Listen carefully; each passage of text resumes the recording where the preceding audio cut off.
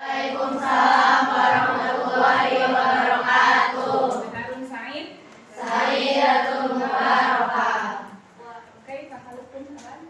Bismillahirrahmanirrahim. Alhamdulillah. Wa anti ya ustazah. Wa kadzalika ana bi khair wa alhamdulillah. Biasanya kalau bahasa Arab, ibu akan menyapa kalian, kemudian dengan mengucapkan sobahul khair. Walaupun siang, tetap ibu bilang sobahul khair. Karena apa? Biar semangat kita tetap semangat pagi. Karena hari ini hari Kamis. Alhamdulillah kalian pun sedang menunaikan saum hari Kamis. Barakallah. Ya, baik. Untuk pertemuan kali ini, seperti yang kita lihat di PowerPoint, hadis ke-16, mengingat pertemuan yang sebelum PAS ini ada jatah 3 minggu lagi, kita harus selesaikan materi itu. Kemarin alhamdulillah dengan setoran hadis-hadis kalian yang sudah disetorkan, ada yang 3, ada yang 5, itu bisa melancarkan dan memaksimalkan kalian untuk nanti PAS. Bismillah. Di sini hadis yang ibu akan jelaskan mengenai hadis ke-16. Bisa dibuka itu memang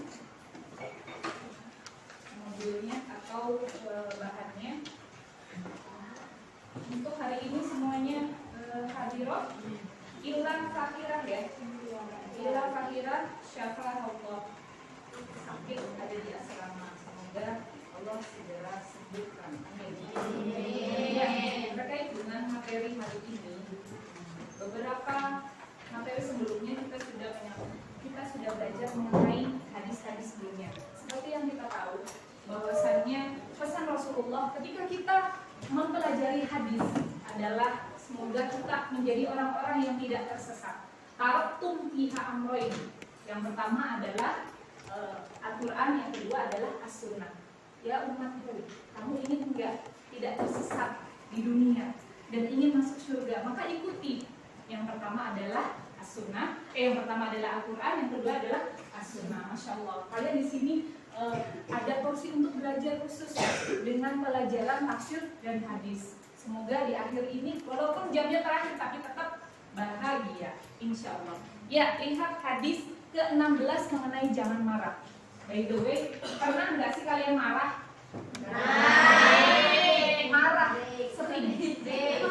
Kayaknya semua itu pasti mempunyai rasa marah, karena makhluk Allah yang spesial ini yang disebut di dalam surat Atin, ahsan taqwim, tidak terlepas dari hal-hal kekurangan.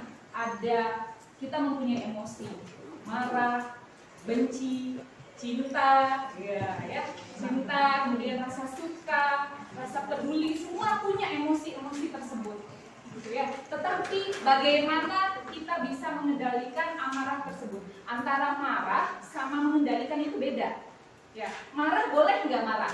Boleh. Nah, boleh kita marah tentu karena hal-hal tersebut tidak disukai oleh kita. Bisa jadi kan ada sesuatu hal yang tidak kita sukai dan tidak sesuai dengan diri kita, pasti kita marah. Harusnya kamar ini bersih, harusnya kelas ini bersih. Kata ibu guru ketika belajar harus bersih semua. Tetapi pada saat itu ada temennya yang tidak piket. Nah, yang tidak piket, kemudian saya udah piket, tapi teman-teman tidak piket, marah nggak? Marah. Seolah-olah salah kita semua tuh, hari ini kotor, otomatis kita jadi marah. Tetapi dalam hadis ini luar biasa, Rasulullah sudah mengajarkan kepada kita bagaimana menahan amarah tersebut. Nah, dalam hal ini coba ibu ingin tahu, kira-kira kalian itu kalau marah itu kayak gimana sih? Nah, coba tulis di sini, kemudian cepat ya tulisnya karena waktunya hanya sebentar. Tulis ungkapan marah kalian atau seperti apa sih biasanya aku ini gitu kalau marah. Ya, ada khasnya ya. Ada yang ngomel-ngomel, ada yang mempermainkan benda-benda dan sebagainya. Ya, coba tulis dalam waktu singkat, lalu tempelkan di papan tulis. Tempelkan. Apa? Kalau kalian marah itu kayak gimana ungkapannya? Enggak, kasih nama. Yang sudah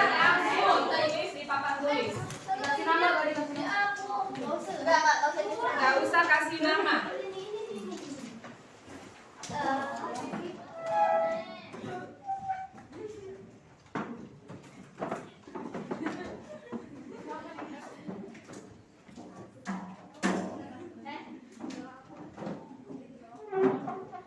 Iya nggak? Kelas semuanya? Ungkapan-ungkapan kemarahan kalian. Ya, ada yang panjang, ada yang cuma satu, diam. Ala Rasulullah ya. Sebelum kita mengulas, inilah beberapa kalian sudah paham. Ungkapan marah, emosi yang kalian biasa lakukan, kira-kira kalau introspeksi, sebelum kita mengenal hadis Rasulullah itu salah nggak kayak gini? Salah. Nah, yuk kita belajar apa kata Rasulullah di hadis ke-16 ini. Bismillahirrahmanirrahim. An Abi Hurairah radhiyallahu anhu anna rajulan qala lin Nabi sallallahu alaihi wasallam ausini qala la taghdab faraddada miraran qala la taghdab rahul Bukhari. Hafidun? Sudah hafal?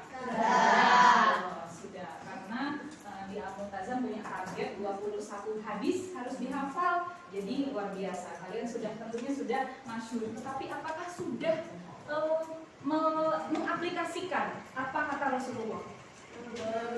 Belum. Di situ buktinya udah ada yang diam ketika marah. Ya, An Abi Hurairah. Seperti yang Ibu sebutkan, ketika kita membaca hadis supaya terasa makna yang ada di dalam hadis, ada baiknya siapa sih Abu Hurairah itu? Harus tahu dulu. Ibu pernah menceritakan sedikit mengenai siapa profil Abu Hurairah, sang periwayat hadis yang masya Allah luar biasa. Berapa? Masih ingat nggak? Wow, 5.400-an ya. Kalian berapa hadis yang dihafal? 21 ya tadi Ibu bilang ya. Ya, An Abi Hurairah. Dulu Abi Hurairah itu dikenal namanya itu Abu Syams.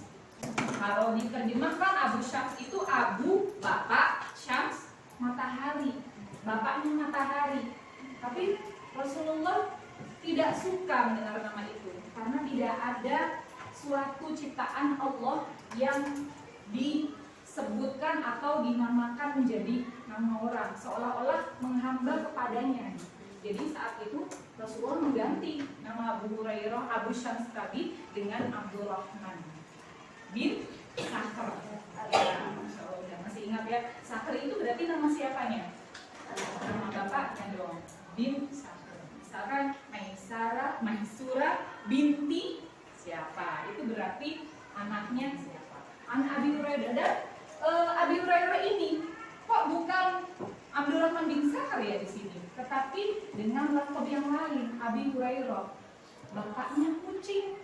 Karena kenapa? Abi Hurairah itu kalau lagi mempelajari ilmu-ilmu agama, terutama menghafal hadis kemana-mana itu bawa kucing. Jadi terkenal dengan Abi Hurairah. Bapaknya seekor kucing gitu ya, kemana-mana bawa kucing, menyayangi, bahkan membawa kucing saat beliau menuntut ilmu. Kemudian dilanjut radhiyallahu anhu anna rajulan qala lin Nabi sallallahu alaihi wasallam ausini qala la taqdab faraddada miraran qala la taqdab. Diartikan dulu ya, bahwasanya ada seorang laki-laki berkata kepada Rasulullah, berilah aku nasihat ya Rasulullah. Lalu Rasul menjawab, jangan marah. Kemarin dari kalian mengatakan bahwasanya Rasulullah itu terkenal dengan apa? Jawahirul apa tadi? Halim. Ya, bahwasanya apa yang disampaikan Rasulullah itu walaupun satu kata tapi maknanya emas. Maknanya luar biasa. Nah, kita lihat mufradatnya atau maknanya, rajulan adalah seorang laki-laki. Berarti kalau seorang itu yang meminta nasihatnya berapa orang? Satu. Kalau banyak berarti rijal. Kemudian ausini, berilah aku nasihat ya Rasulullah. Kalau orang zaman dulu itu ketika bertemu dengan alim ulama itu kebiasaannya meminta nasihat. Siapapun, ketemu Rasulullah, ketemu Abu Bakar, ketemu Umar, Utsman, semuanya itu berebut meminta nasihat. Nasihati aku ya Rasulullah, nasihati aku ya Umar gitu. Seperti itu. Karena dari orang-orang saleh itu bisa merubah hidup kita dan membawa kebaikan. Bagaimana? Aku kan udah nggak ketemu Rasulullah, aku kan nggak ketemu para sahabat. Siapa yang aku mintai nasihat? Mereka ada guru, mereka adalah warasatul anbiya, orang yang memanjangkan ilmu-ilmu pada zaman Rasul itu sampai sekarang. Ada guru, ada ulama, ada para asatidz, ustaz dan semuanya. Bisa kalian minta nasihatnya. Ketika aku lagi galau, lagi bimbang, lagi marah, daripada kita menghancurkan galon ya. Pada saat itu ada cerita yang menghancurkan galon. Kita ketemu dulu sama Ustaz, ya Allah, ibu-ibu nasihati aku dong sebelum aku marah. Gitu ya. Nah, pada saat itu Rasulullah hanya berkata, la taghdab, jangan marah. Rojulan yang tadi penasaran, nasihati aku lagi ya Rasulullah. Tidak puas dengan apa yang dikatakan Rasul. Kemudian Rasul berkata lagi, farod dada. Farod dada. Ia mengulanginya berkali-kali. Nasihati aku lagi, la taghdab. Nasihati aku lagi, la taghdab. Berarti ketika Rasulullah mengatakan sesuatu berulang-ulang kali, bahkan di sini dikatakan farod dada, berarti hal tersebut adalah hal yang sangat penting buat diri kita. Mari kita baca hadisnya. Ya. Bismillahirrahmanirrahim. Wahid isnain salas. Nabi Hurairah radhiyallahu anhu anna rajulan qala lin Nabi sallallahu alaihi wasallam awsini qala la taghdab faradda miraran qala la taghdab rawahul Bukhari. Rawahul Bukhari. Ada siapa aja riwayatnya? Ada Bukhari, kemudian ada Muslim. Mereka itu orang yang mencatat ribuan hadis. Kalian ingin jejak kalian itu dikenang sebagai orang yang bermanfaat atau tidak, itu maka menulislah. Nah, beliau itu Bukhari, Muslim itu sudah meninggal ratusan tahun yang lalu, tapi masih bisa kita rasakan sampai saat ini karya-karyanya. Ya, luar biasa. Ya, baik. Dilanjutkan tadi, apa sih marah itu? Tadi Ibu sudah sampaikan bahwasanya kita sebagai manusia mempunyai sifat marah, tetapi yang ditekankan oleh Rasulullah itu bagaimana kita menahan, jangan sampai kemarahan tersebut itu terungkap kemudian merugikan orang-orang sekitar, ya, merugikan lingkungan. Bisa bedakan antara marah dengan menahan amarah. Ya, marah boleh, tapi bagaimana Rasulullah mengajarkan kepada kita jangan sampai kemarahan itu melewati batas sehingga kita ungkapkan dengan hal-hal yang tidak kita inginkan.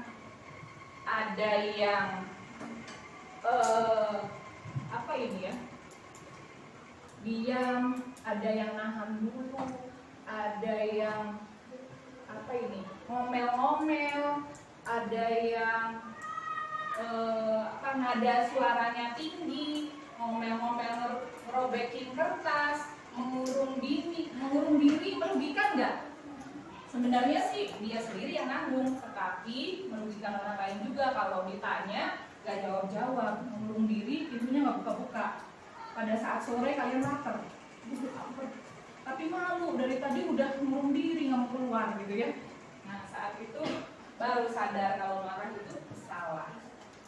Rasulullah mengajarkan bahwasanya menahan marah adalah amalan perbuatan akhlak yang mulia, di mana kandungan hadis yang pertama adalah akhlak seorang muslim itu bagaimana ketika melihat hal-hal yang tidak baik kita menahannya. Seorang muslim adalah seorang yang mempunyai akhlak yang terpuji. Islam kalau kita tidak ditampilkan dengan baju syari kita belum terlihat keislamannya. Islam ketika kita masih berkata buruk belum terlihat akhlak yang baiknya. Maka salah satu akhlak yang baik dalam hadis ini ditampilkan bahwasanya menahan emosi marah kita itu sebagian dari akhlak seorang muslim.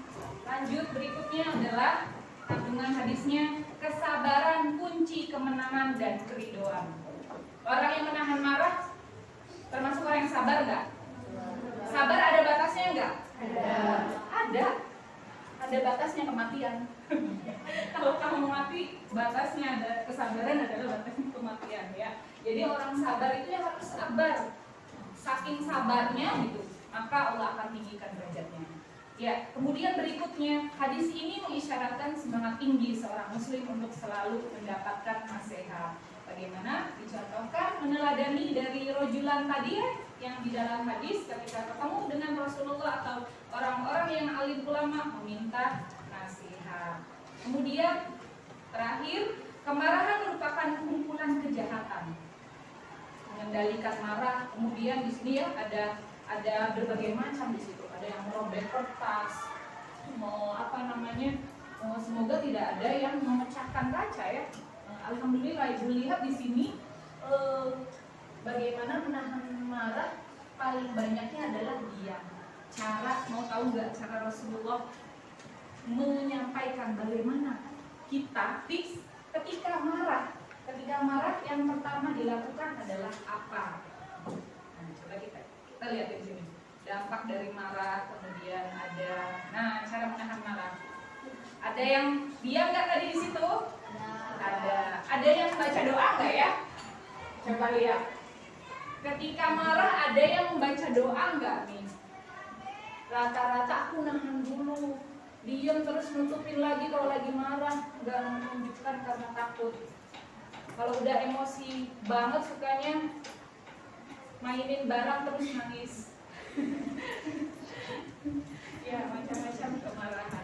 Kemudian berikutnya adalah mengucapkan istighfar. Astagfirullahaladzim. Kalau belum hilang juga, merubah posisi. Yang tadinya marahnya berdiri, kemudian usahakan posisi kita duduk. Kalau udah duduk masih marah juga, tidur. Jangan sampai gini, bentar, aku mau tidur dulu karena aku marah. Jadi aku mau tidur ya, gitu ya. Karena jangan-jangan karena udah dapat ilmu tentang menahan marah, jadinya alasan aku mau tidur dulu karena aku lagi marah. Tidak seperti itu juga. Kemudian mengambil air wudhu. Ada kayak lagi marah, kemudian saking keselnya sampai pengen nangis, kemudian ya udahlah aku ngambil air wudhu. Karena sumbernya kemarahan itu dari mana? Dari syaitan. Ketika dikucurkan air wudhu yang Masya Allah dingin, segar, insya Allah marah kita akan sedikit reda. Begitu. Mengambil air wudhu, bukan mengambil nasi wudhu. Ya, seperti itu ya. Bisa dipahami nak? Bisa dipahami, insya Allah. Baik. Dari situ bisa disimpulkan materi hari ini bahwasanya menahan marah adalah sunnah hasanah. Kira-kira coba sebutkan dari yang kalian tulis tadi, kira-kira ada yang ingin disampaikan enggak di kertas? Ibu mohon kalian tulis di buku kalian sebagai tazkirah buat kita. Bismillahirrahmanirrahim. Hari ini saya akan menahan marah. Yang tadinya marah saya merobek kertas atau memainkan pintu dan yang lainnya, insya Allah saya akan lebih bisa menahan. Singkat aja di situ tulis, kemudian kasih tanda tangan teman kalian di buku tersebut. Misalnya kalian sudah memperlihatkan persaksian kalian, insya Allah bisa. Kalau lihat tulisan itu jadi malu. Oh iya ya, aku udah tanda tanganin sama Hilmi nih. Semoga aku tidak marah lagi nih hari ini ya. Gitu. Ya, ayo tulis di situ janji kalian bahwa kalian tidak akan marah lagi, dicap dan tanda tangan oleh temennya yang di sampingnya. Perlihatkan, kasih paras di situ. Barakallahu fikum. Ya,